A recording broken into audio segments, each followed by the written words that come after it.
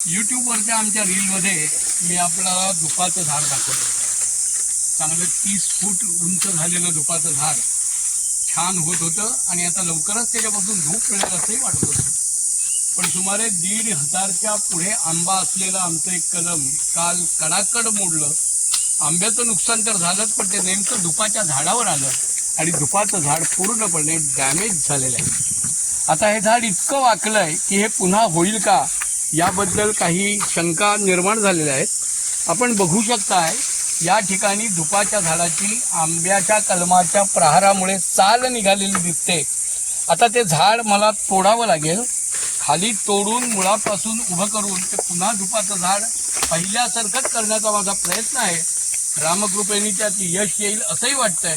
पण आज तरी दुपाचं झाड पूर्णपणे डॅमेज झालेलं आहे. हे झाड पुन्हा उभं करून ते पुन्हा डौलात उभं राहिलं की पुन्हा एकदा रील करून मी आपल्याला कळविणार.